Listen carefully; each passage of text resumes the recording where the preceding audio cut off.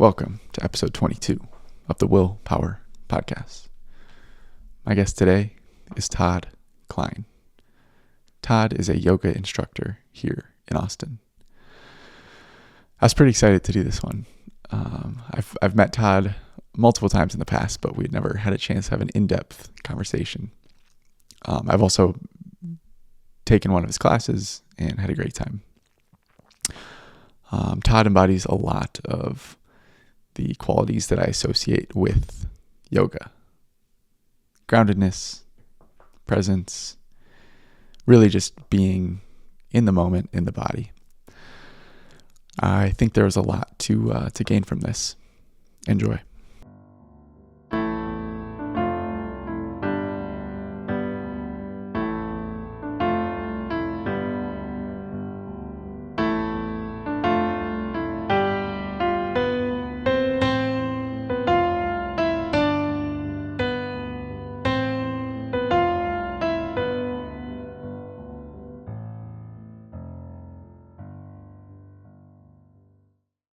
All right, so I wanted to talk about stillness, because I think for me, I haven't gone deep into yoga, but I have kind of gone in and out, where I've done yoga here and there. I've tried it, and one of the biggest things for me that I've found in yoga is the stillness, is just like being in my body and just like not. It's just a very slow moving and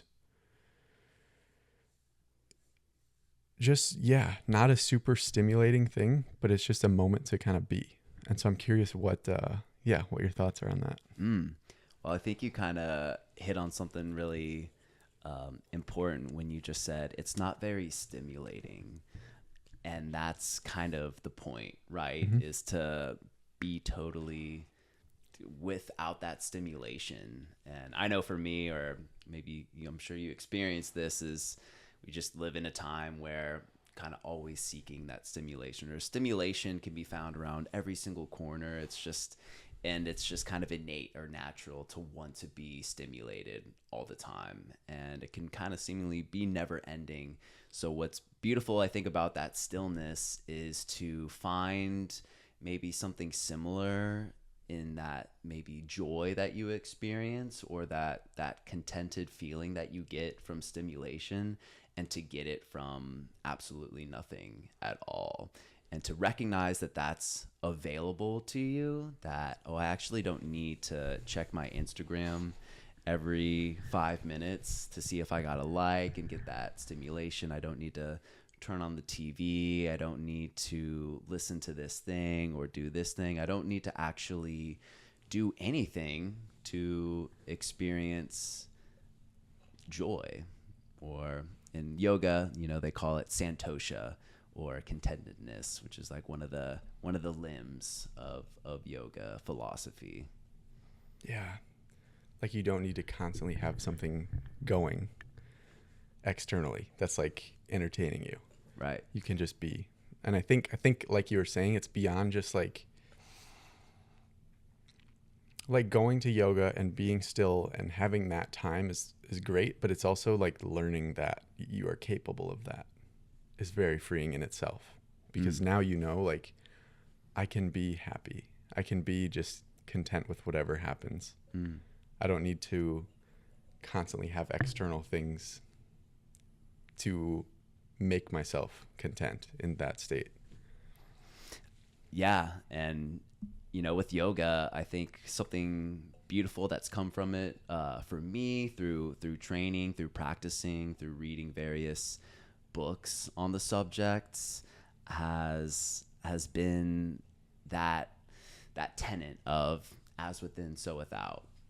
And a lot of the times, or in my experience, I'm looking for something outside of myself in order to be happy. And not to like knock that completely. I think there's so many things. Obviously, we live in a material world, and there's so much to enjoy in the material world, and that is part of it. But to not have to suffer that kind of anxiety one feels when it feels like you can't, there's nothing else to reach for, and then there's like this panic sets in of like, oh my gosh, there's nothing left. And so the tools of yoga, practicing that ability to get still, to just be with your breath, and to, I know it sounds kind of cheesy, like use your imagination in order to have your internal landscape feel like a fun place to be. You can have fun with that. You can kind of dream. You can also just find and access that point of like nothingness, or that void space. It has this funny sort of contradiction where it's like it's so vast and empty and can feel overwhelming in its nothingness, but at the same time, things that I've learned is that like it's from that void space that one creates.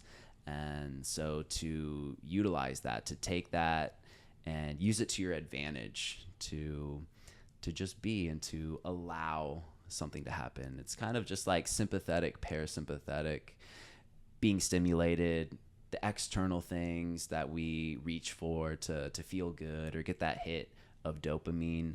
We can also find a greater sense of peace in that parasympathetic state, and rest and digest. And essentially, like when we sleep or when we meditate, when we can finally achieve those states or just be totally still, it's when the body heals. It's when you get to process information and like let it digest and let it move through you, and not take up maybe so much a real estate mentally or emotionally.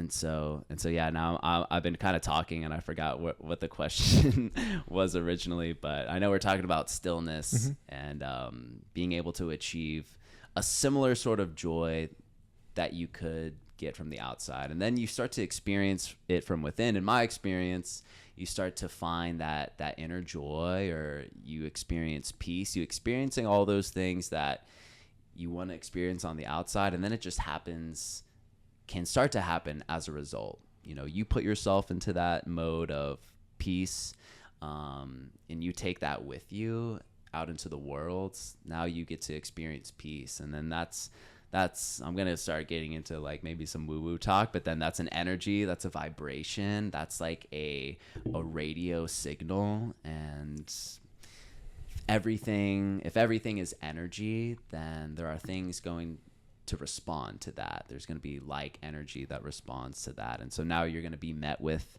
other peaceful opportunities, or even opportunities to practice staying in that peace.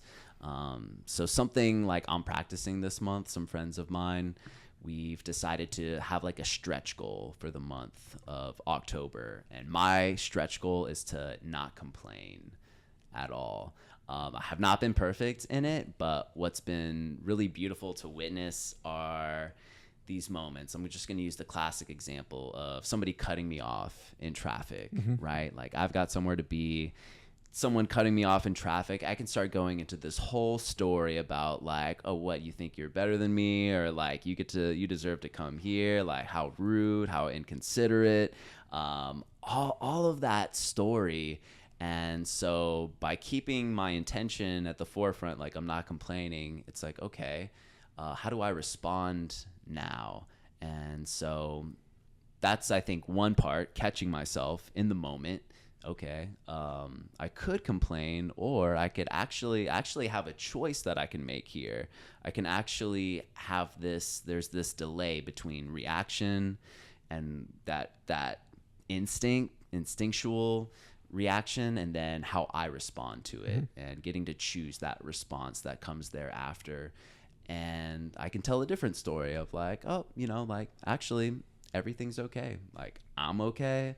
Everything around me is okay. And there's really nothing to be upset about. And so it's kind of showing me that, oh, my peace doesn't actually have to be that fragile. It doesn't have to depend on some external thing, but it actually is coming from this internal landscape of mine, my inner worlds. And I'm going to choose to actually find something to be grateful for. I've found is like the antidote to complaining. Like instead of having something I could be mad about, how about something I can be thankful for? Like, okay, cut me off. Like, it's a really beautiful day today. I'm on my way to go see a friend or whatever it is. And, I've got my coffee here, and just start thinking about all these things I'm grateful for. And that puts me in a much more elevated mood. Yeah, I like to think about when things go wrong. I like to think about all the things that could have gone wrong that didn't. And that's very similar to just being grateful, but it's like a reminder of, oh, this didn't have to happen that way. Like, I could have, something much worse could have happened, and it didn't. So I think we are often so quick to focus on the negative. One example, when I started jujitsu, I went to this gym in Wisconsin where I lived, and there was a guy there he was doing jujitsu, and he like was also lifting, like not at the same time, but he had just started lifting, and I talked to him about it, and he was like, yeah, I just started like 6 months ago, but man, I wish I had started like 10 years ago or whatever. And that makes sense when you think about it. You're like, yeah, that would have been much better. But then what I was thinking is like, yeah, but what if you didn't start? What if you didn't start for 10 more years? So it's recognizing like, yes, things could have gone better, but they could have also gone worse. So I think being able to just appreciate where you are is so powerful. Like, oh, this guy cut me off. Yes, that does suck. But we didn't get in a car accident. Nothing else. Like, I can still keep going to where I'm going. I lost a few seconds on my drive time. But yeah, it's a good way to reset. One other thing I was thinking of as you were talking, this, for me, the external stimuli, a lot of the times I use them as like almost numbing the internal. So for me, like, I will use food, I will use TV, something to just like, I don't want to think about what's going on inside. And so a lot of the times we think we're bored, but when you like really tap in to your internal experience, there is so much going on.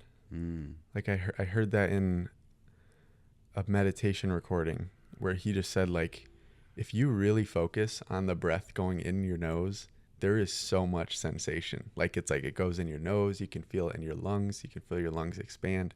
There is just so much going on if you tap into it, that there's never really a reason to be bored. Like, there's just so much going on, and our experience is so crazy, but we are just, a lot of people are numb to it, and I'm a lot of times in that.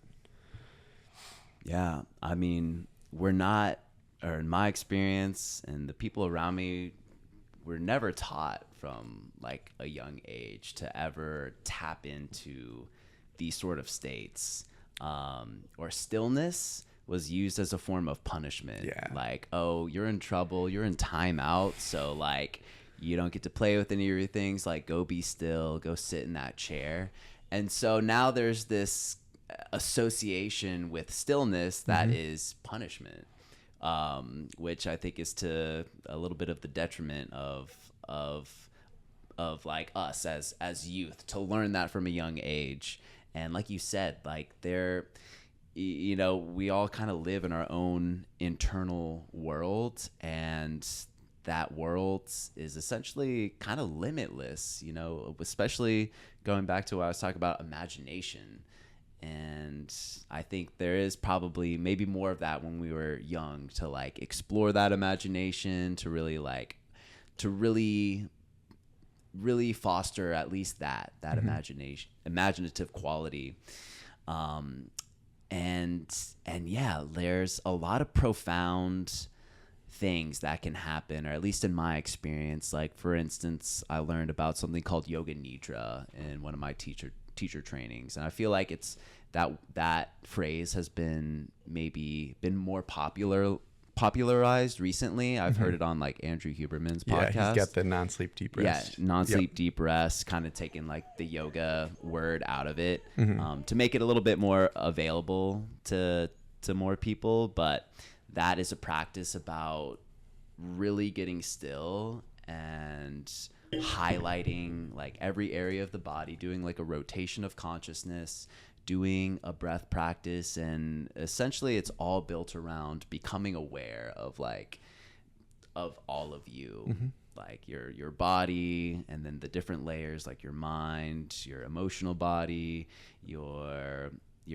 imagination, your energy, and just like speaking to all of it as a means to put you into this still state where you're still conscious. Sometimes you fall asleep. Technically in the practice, you're not supposed to fall asleep, but kind of stay in that liminal space between sleep and wakefulness.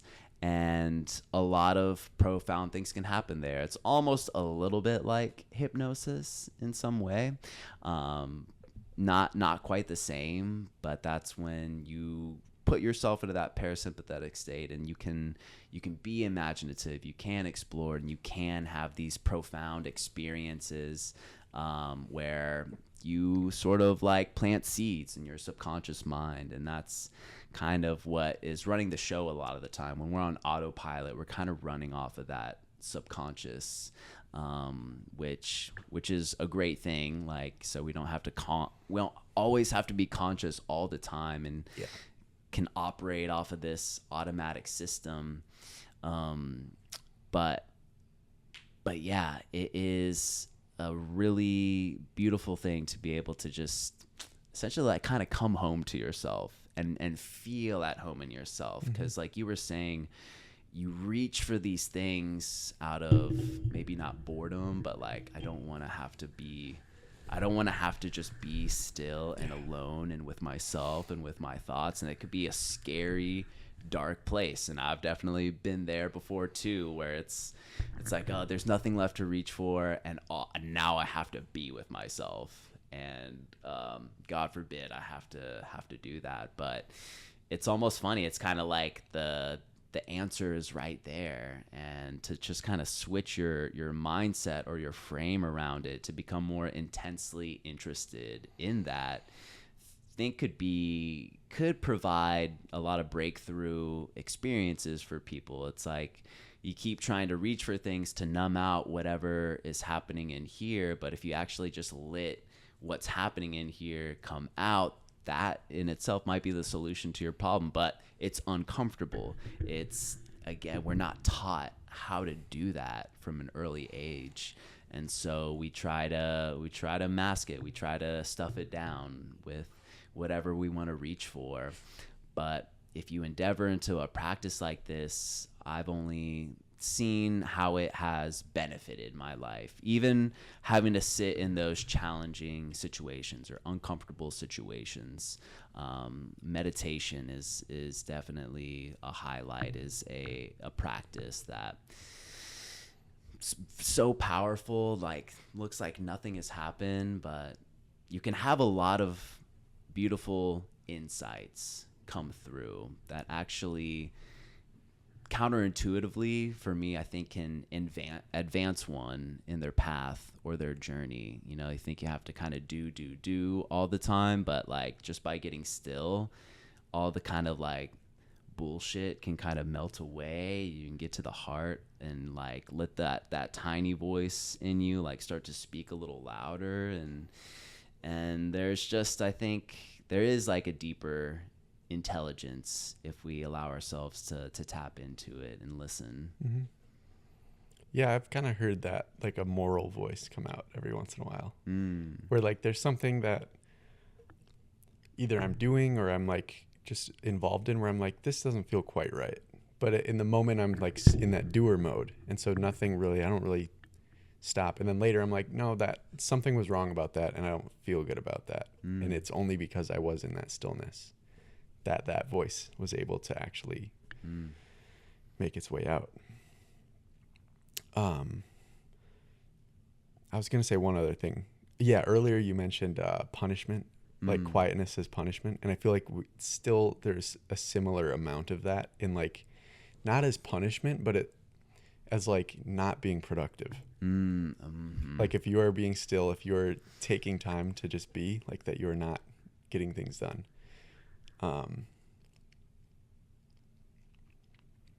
Yeah, I heard Alex Hermosi, if you've heard of him. He was talking about how like taking your dog for a walk would be a waste of time if you've already hit your like fitness goals for the day. And I was like, that's not like,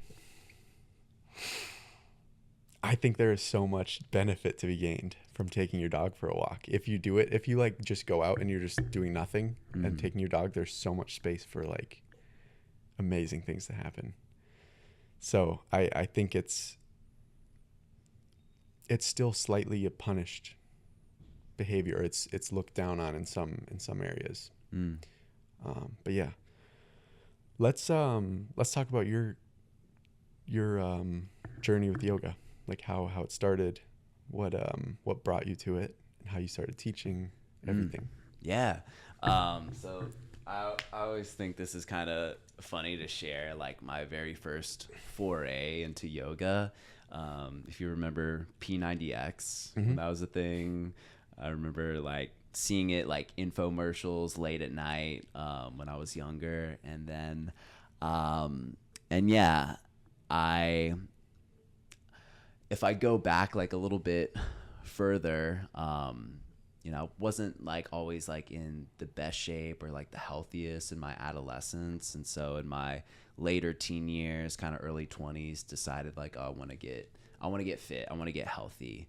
And P90X seemed like a great way because it's like, cool, I don't have to go to a gym. I can do these workouts at home, so I don't have to feel like maybe whatever. I'm at this time self-conscious, or overly self-conscious. Still have a healthy amount of being self-conscious, but at that time it was like, I don't want to be seen working out. Like, let me just do this in the privacy of my own home. And anyway, so one of the DVDs during the week was a yoga DVD. And still to this day, it was like the hardest yoga class that I've ever taken. I actually kind of want to go back now and try it and just see how I fare, because it's a tough class and it's 90 minutes.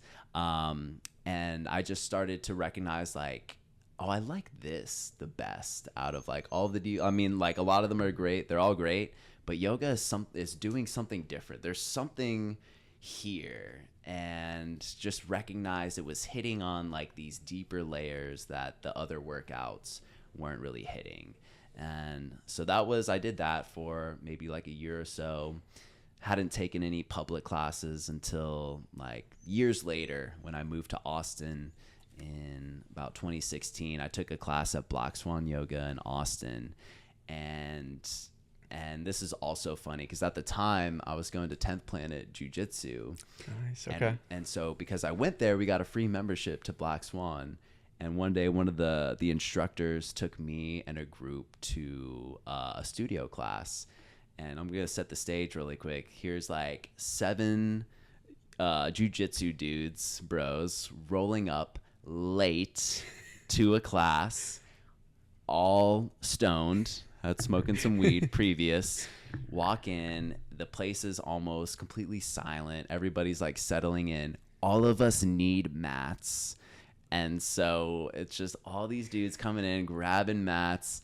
And then I'm the last one to put my mat down, and my mat's rolled up. And I just like flopped my mat out, smacked onto the floor, so loud, so distracting. And my friend next to me couldn't even look at me. He was turning away because he was just trying so hard not to laugh. And it was quite a little show in the beginning. Yeah. And anyway, fast forward through the class. The classes are great. It's amazing. And the teacher, she's saying all of these like very beautiful poetic things. But mind you, I'm high, I'm inebriated, and I'm finding it so hard to take it seriously, and am laughing at what the teacher. I'm trying to hold it together, and like I'm cracking up. My friend's also about to lose it. The teacher starts to come up to me, and I'm like, oh no, this is where I get kicked out of the class for being disruptive, for being so rude. And what happens instead is she kneels down and starts to massage my head. And it instantly just calmed me down. And I was like, whoa, that was amazing. And class ends. She comes up and talks to our friends and me. and is being so kind and so sweet and like so loving. And it just had such a profound effect on me in that moment. And I despite me having my little time in class, it was beautiful. It was amazing. And I was like, there's something here that I really, really love. Um, and it was maybe a year later. Before that, I started practicing at Black Swan regularly. Then I finally did my teacher training at Black Swan.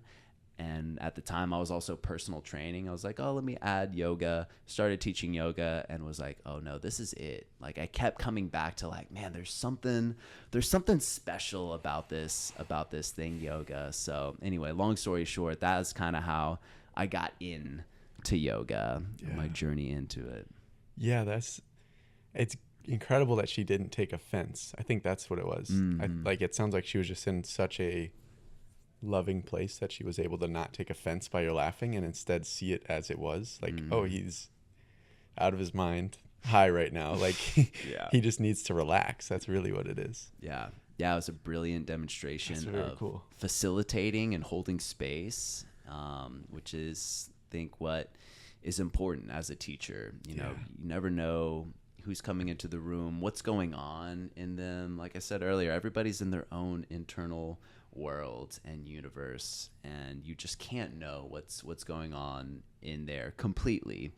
So I've had classes like that where somebody comes in and they're talkative or they're distracting in some way, and try to remember how that teacher treated me and how, you know, if she did kick me out, who knows, like that might have like turned me off of yoga forever, you know, that one experience.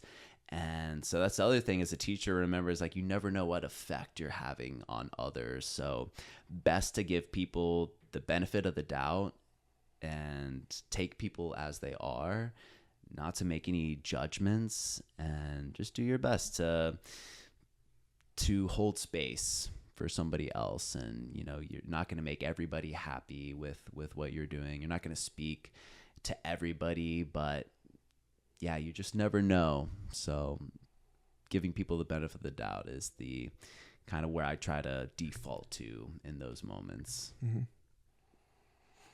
Yeah, and like giving them a high ceiling, like giving them room to grow into your own expectations for them. What do you think makes a good teacher in general? Ooh, a good teacher. You know, I think somebody who is someone who is a deep thinker, I think goes a long way. The teachers that I gravitate towards, who I find to be like, oh, these are like the best of the best, are just intensely curious about the practice. They're always learning. They're always growing. They're always trying to add to what they're doing, and they live a life that is full. Someone who has had, I think, a lot of different life experiences.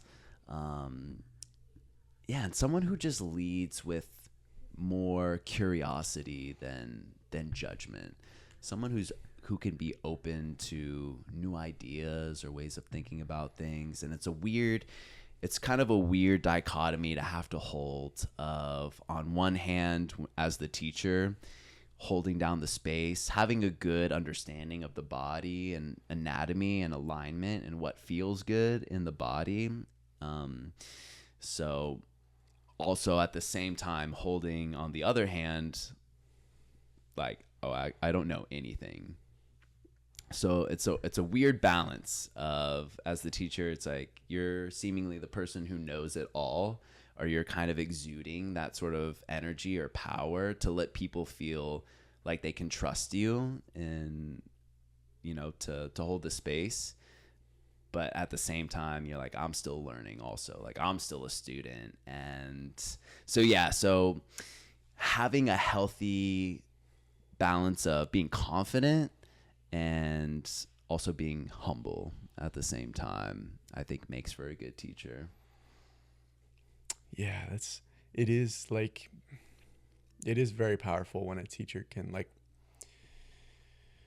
when you can expose some of that, the fact that you don't know everything, but then still have the confidence to, give some kind of direction. Mm-hmm. So it's like, yes, I don't know everything. I don't have everything figured out, but this is what has worked for other people. This is what works for me. But yeah, I feel like yoga is like teaching yoga is just like such its own thing. And you have people coming in that are like all over the board, I'm guessing. You have like brand new people, and then you have people who do it all the time. Mm-hmm. And so you almost have to be that, like, you have to maintain that space. That's your job. Yeah. Yeah. It's so interesting to think about. It can be interesting mediating that sort of situation where you have maybe half the class, there's a bunch of new people who have never done yoga who look like they've never used their body ever. Mm-hmm. And again, having to remember, like, okay, this is their first time. They're just, getting used to it. And so they need a little bit more support, and that's okay. And then there are the people who, have been coming, and they don't need that extra support. They're ready to just go. They're ready to flow. So finding that balance to try to make everybody feel content with the experience that they get. And so that is kind of the challenge of teaching a class versus a private. It's very much easier to be like, okay, like, I'm just working with you. I get to see just one body and work with one body. And now everything's going to be very specific to you. Mm-hmm. Ideally, that's what you would get from a class, is something that's personalized to you. But that's not the case in a public class. So a lot of the times, trying to deliver something that is not so challenging as to scare somebody off, but also a healthy amount of challenge. And I still, to this day, it's like it always depends on who's in the class this day. Like this morning I taught a class and everybody just got it, everybody just knew. So it's easy. That's easy when that's the case. Teaching to beginners is vastly more difficult because they don't know anything yet. And so they need more hand holding. So still figuring that one out on just like a day-to-day basis, or having to teach or think on the fly of like, how am I going to get this point across and meet everybody with where they're at. How much does the like yoga philosophy come into your teaching? Oh man, when I feel like really in the zone, it comes through a lot. And that, to your point, like you said, with yoga, it's its own thing. Yes, there's movement involved. And I'm guilty too of going into yoga being like, oh, this is a workout. I'm gonna like get fit from doing this. And that's possible with yoga, or depending on the yoga that you do, you can absolutely make your body healthier, but it's also layered in that you're speaking to the mental, the emotional, the energetic, or even spiritual, for whomever that resonates with. And so bringing in the philosophy, I think, is important to try to tap into all of it and have become more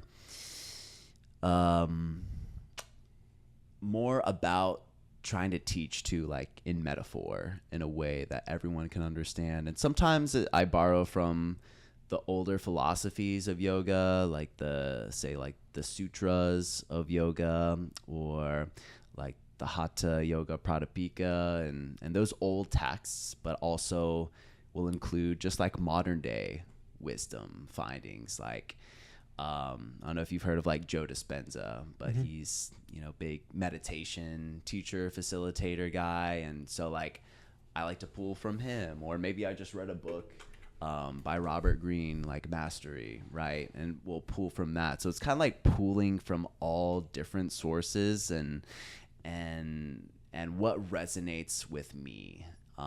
So yes, yoga philosophy, but also other philosophies as well. Yeah. So you mentioned that you got into yoga for the like initially it was like fitness related, mm-hmm. physical fitness. How did that change, and what, like, would you say there's a main driving factor now behind your your passion for yoga and your desire to like share it with other people? Yeah, I think it's become more of like a mental practice for me, or having this sort of regularity in a practice where you show up, it's on your mat, something familiar. So much can happen. And again, I think it can depend on the teacher. I think some teachers can really help support like getting me into that state of like, I'm flowing, I'm in that flow state. But yeah, for me, it's more for like my mental health, I find. And it's like to like kind of it's a nice test to see like, how am I doing? How am I going? How's my body moving? Or how am I showing up? And it just informs me a lot. So treat it almost kind of like information that's useful. Yeah. Okay, let's talk about difficult experiences. Okay. So you mentioned in your past that you grew up with kidney disease. So I'd love to hear about, that experience and how that molded you into who you are now. Yeah. Thanks for asking. And so when I was 2 years old, I was diagnosed with a kidney disease. At the time, they called it nephrotic syndrome. And then over time, doctors would call it different things. But essentially is a disease that affected my kidneys. And I had to, what would happen is I would start to retain water. My doctor put it this way once. It's like my kidneys thought they were like in a desert. So like any water that I would take in, I would just hold on to. My body would hold on to. So one day, like all of a sudden I was just getting really, really swollen. And my parents were super concerned, took me to the doctor, got that diagnosis. And it's something that, I've just had to contend with for a really long time. And there's this medicine, it's called prednisone. It's like a corticosteroid, and it's kind of like this double-edged sword medicine in where it effectively shuts off your immune system, because this disease, it's like my body's attacking itself. And so I have to shut that down, but also comes with a bunch of side effects. And so being on heavy doses of that medicine, having my weight fluctuate all throughout my adolescence, where I'd like one day blow up like a balloon, and then after like a week or so it would come down. I would get sick really easily because I was like immunosuppressed. Had been in and out of the hospital several times, and just felt so uncomfortable in my body, and just would have these moments of like asking, like why me, why God, why am I different? Why? Because all the kids around me seem normal and healthy and functioning well, and I'm just afflicted with this thing. Like, why? So it wasn't until maybe I was like a teenager that, when you're a teenager, you become even more kind of like self-conscious, or, you start getting into girls or whatever, like that your sexuality starts to come through. And so now I'm like even more self-conscious, and I'm just like, I don't want to live this way. I don't think I was meant to live this way. This just doesn't seem right to me. And so I want to get a handle on myself. Like, I have to get a handle on this, because I can't live my life this way. I just can't. So I was just very determined. I was just set in my mind of like, I'm going to figure out how to get through this, how to get past this, and have tried various things when I was a kid. I tried different diets. I tried different exercises, ways of exercising, and studied. I went to college and studied exercise science, hoping maybe I would find my answers there. And, there was some stuff that helped, but still wasn't finding. I would still have these relapses where I would have to go back on medicine or be hospitalized for a while. And I tried yoga and through a teacher training. I think it was when I started actually getting into teaching yoga, and I started to really learn about it, learn the lessons, that health was more than just like your diet and exercise and sleep. And yes, those things are important, but also like, what is your internal landscape, like your thoughts, your behaviors, how you're showing up in the world, who you surround yourself with, your environment. And there's just so much else that goes into it. And I'm happy to say that it's been a decade since I've had any sort of like relapse or any incident, and seems like it's essentially gone at this point.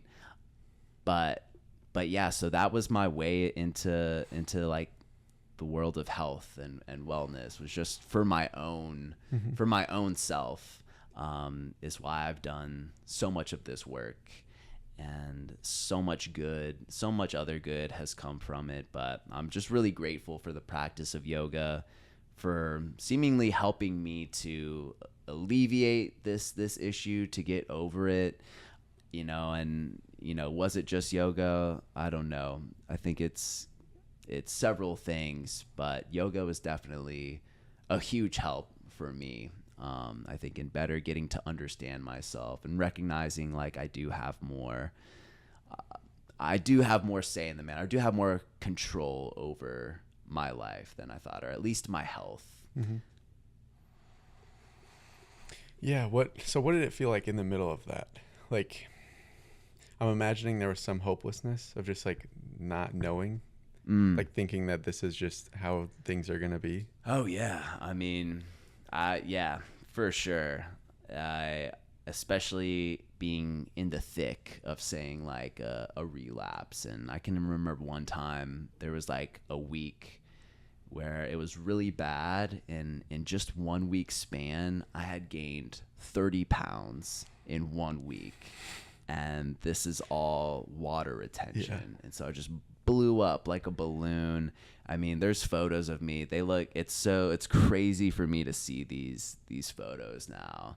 But in those moments, yes, it was like there is a hopelessness, not to mention the medicine, like I spoke of, prednisone, has all of these side effects of making one feel depressed, making one more anxious, increasing your appetite, not sleeping.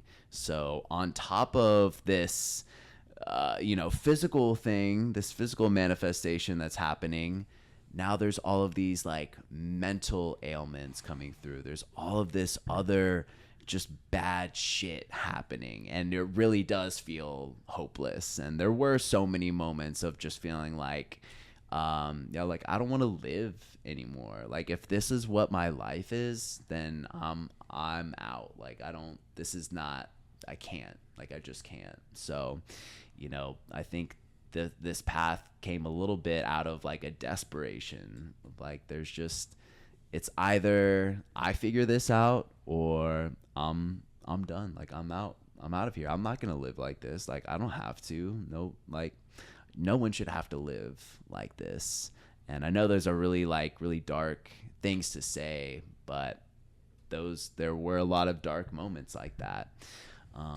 And I want to say the things that kind of carried me through, having family be really supportive and loving, and having that love and support and community around me is really what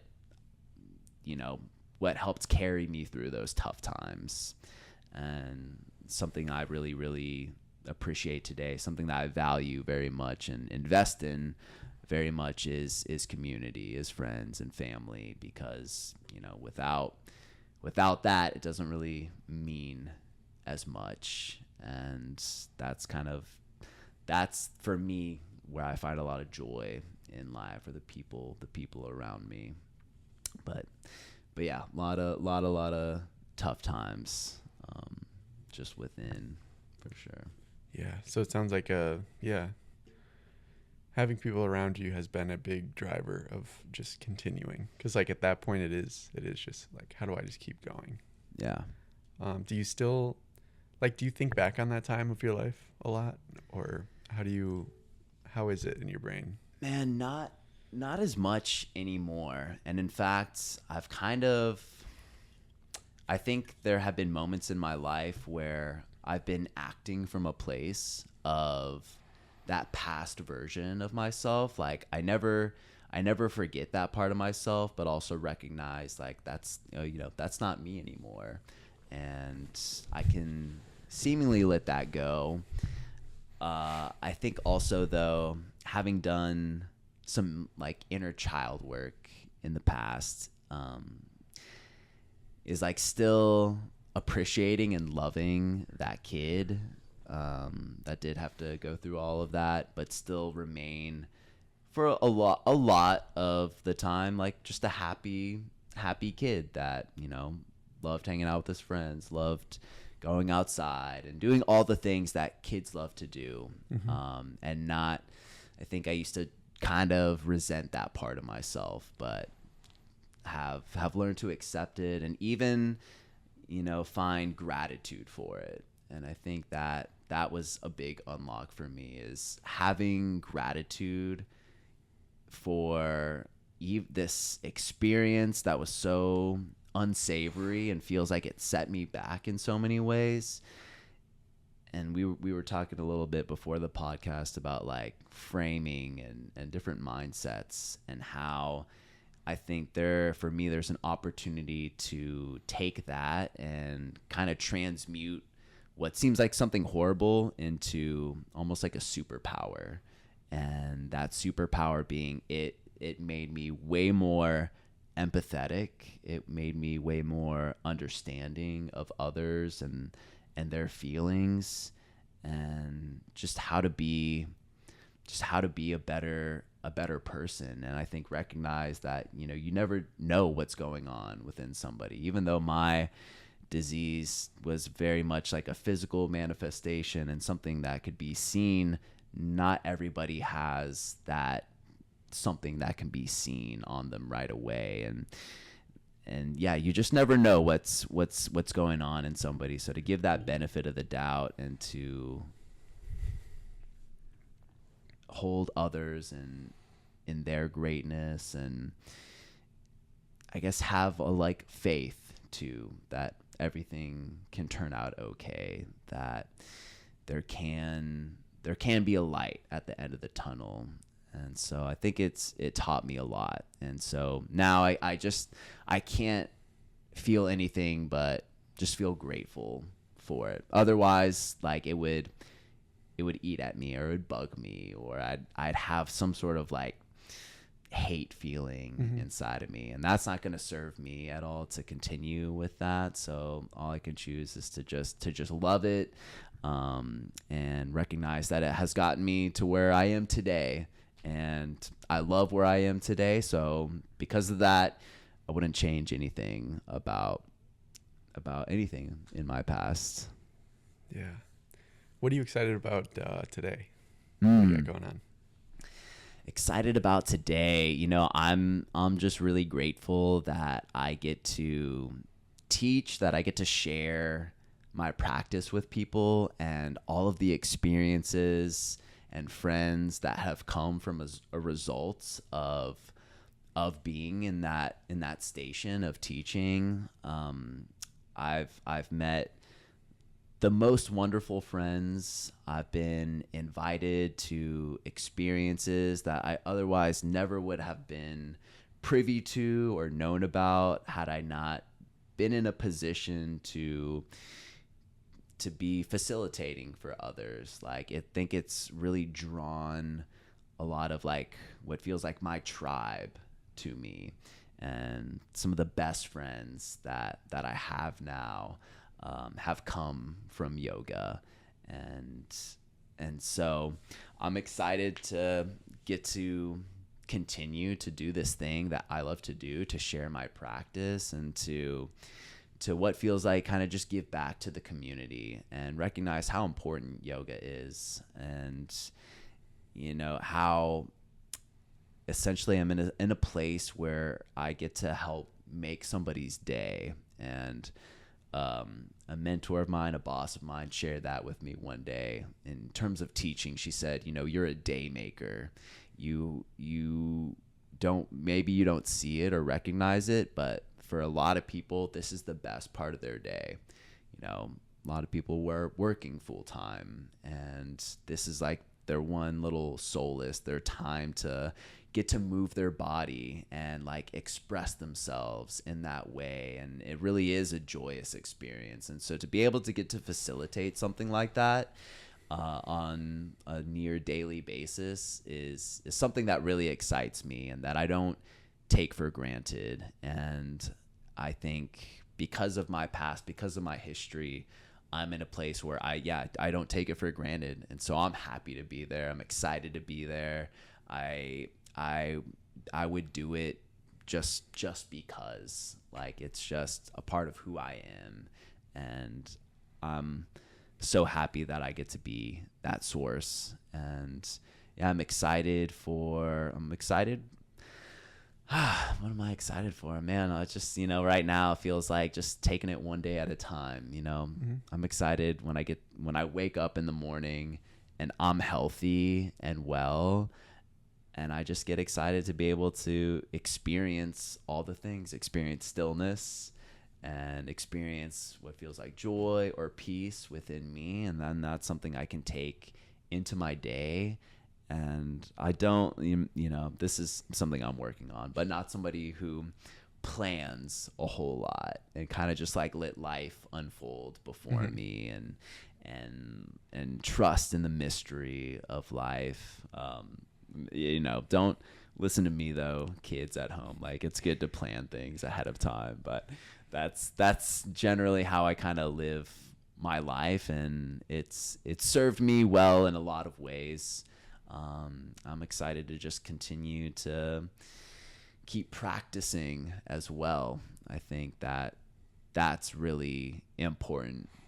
To be a good teacher is to be immersed in one's own practice, to continue to be curious and to learn. And, I still want to take more trainings. I still want to learn all there is that I can learn to be the best teacher that I can possibly continue to be, and excited to just see all the more friends that I make along the way, and the relationships that continue to stay, and the friendships that continue to just fill me up. Is, again, it's like that support, that community is what I look forward to. Yeah, that balance between like planning and just like letting things be. Because I don't think you want either extreme. Like, you don't want to be so disciplined that you never experience anything new, or you never have that kind of spontaneity of life of just like, oh, what can happen? Because you become so rigidly involved in like the way things are. Like, you just lose kind of the imagination and the wonder of life. Yeah. But of course there is like good to also having that structure and having some discipline. But yeah, I wonder where that balance is. No, you need both. Absolutely. Yeah. You don't want to just be boundless. And you also don't want to just be super rigid. And I think that's the journey, is finding what works best for you, or finding that play, finding that happy median. And it's a continual process. And I don't think you ever just settle into one thing, and you try different things out. You see what works for you, or what's working in the moment, what's working in this season of my life. And I think, that's the beautiful part of the journey. It's just always, continues to be a practice now and always. So just from what I've just said, it sounds like I need to practice a little bit more, maybe some more discipline and structure. Because I definitely gravitate towards a little bit more, maybe being free spirited. Mm-hmm. Do you believe in God? I do believe in God. And what does that look like for you? Man, that's a good question. I mean, I don't know if I believe in God in maybe like the conventional sense, how I grew up. So I grew up and going to like Christian church. Even when I was a little kid, like hearing the stories of the Bible, I just was like, this doesn't add up to me. Like I don't believe this, but I always felt some sort of connection with something greater than myself, and always felt like a personal connection with God. And I think too, just by, living with that disease as a kid, I couldn't help but just have like this faith, like there's got to be something. And so maybe my faith there's been moments of like looking towards God out of like a desperation. But I don't know. I almost feel like God is a little bit of everything. I really don't. It's hard for me to have like a clear definition, because I almost feel like God is like something maybe even beyond my own comprehension, and can only really understand it as this power, this force that is unseen, but at the same time, it's in all things.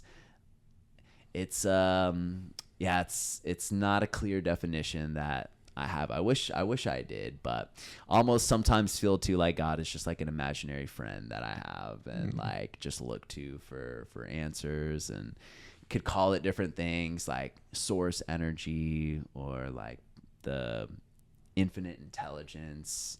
I feel like there's so many words, but suffice it to say that I believe in a higher power, and I believe that it's not outside of us. I think, or for me, I don't think it's outside of me. I believe that it exists within me as well.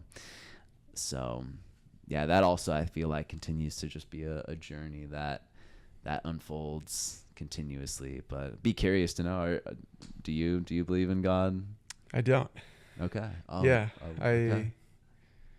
That's the short answer. I don't think I've ever been compelled to believe. I didn't grow up really religious. I went to a religious daycare when I was little, like ages maybe 2 to 4. And so they would tell us stories of the Bible, but it never really was set in. Like I believed that because they were telling me, these are adults that are saying, oh, these things happened. So I'm like, okay, cool. These things happened. So I had like, I don't know if you really call that a belief in God, but it was just like people tell you that God is this being who does these things. And I just had that, sure. But then, yeah, later on, like I just never was around it. And then since then I have, just never had a compelling reason. I think there's a lot of truth in the teachings and the things that you can gain from a belief in something. So that's been a big part of my like learning, is like, how do I still take some of these understandings and learnings, even if that belief isn't there. Yeah, that's fair. I mean, I definitely spent a large amount of time also not believing in God, but I think in my situation it would just always come back to like this disease, or be like, yo, if I have this, there can't be a God. So mine, I feel like, came more out of this like emotional sort of like thing. But I think that's a beautiful thing, is like we live in a time, in a place, in a world where you can seemingly have any belief, and it can be valid even, and we can live in this kind of like contrasting world of so many different beliefs. And I love that. I love a quote that I remember hearing is like, it's our similarities that bring us together, and it's our differences that keep us together. And to just recognize like there's still this something, we come from like the same sort of thing, or we're human, right? We're of this similar collective, and it's so valuable to have so many different perspectives, because if we all just had the same ideas and beliefs, like life would be so So boring. Yeah. Yeah. Things get weird when that happens. Yeah. For So, sure. thank you for sharing. Yeah. Okay. Let's talk about currently. What is something you're struggling with at the moment? Ugh. Am I struggling with at the moment? Well, I'd say,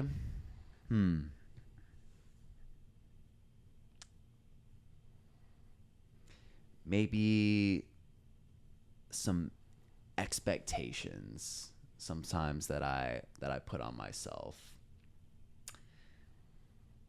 Expectations of, we'll bring it, say, like to yoga, or like certain poses or movements, and like, oh, I can't do this movement, or I can't do this pose, and placing expectations on myself, like, well, you should be able to do it by now, instead of just getting more curious as to, like, yeah, what are the gaps, and recognizing it's not about the result or the end goal of doing something, but just the journey itself that you endeavor into. And there's, what is that quote? Like, if you shoot for the moon or aim for the moon, you'll land amongst the stars. And to recognize that it's not that achievement or award, like, those are great, but the journey itself towards that thing and the insights you gain from that thing. So I think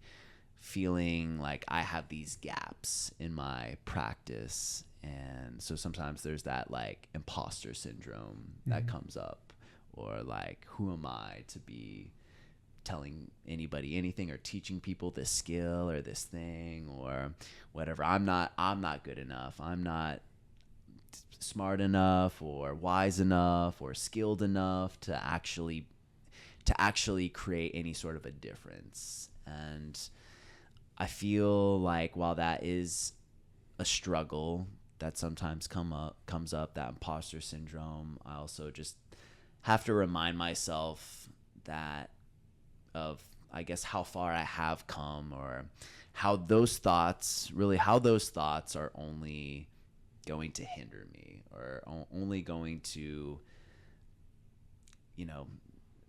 block me on my path. Like, that's not going to serve anybody at all. Maybe, cool, I can have a thought like that and be like, well, let me just learn some more. Let me just keep studying. But it doesn't mean that, like, I'm worthless, or I don't have anything of value to give.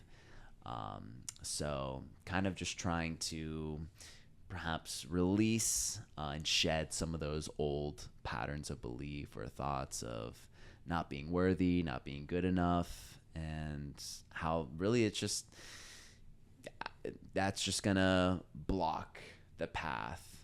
And so having, like, a healthy acceptance of myself, something like I continue to always work on and reiterate on. And so that, to me, also is just kind of like will probably be a lifelong journey. Yeah.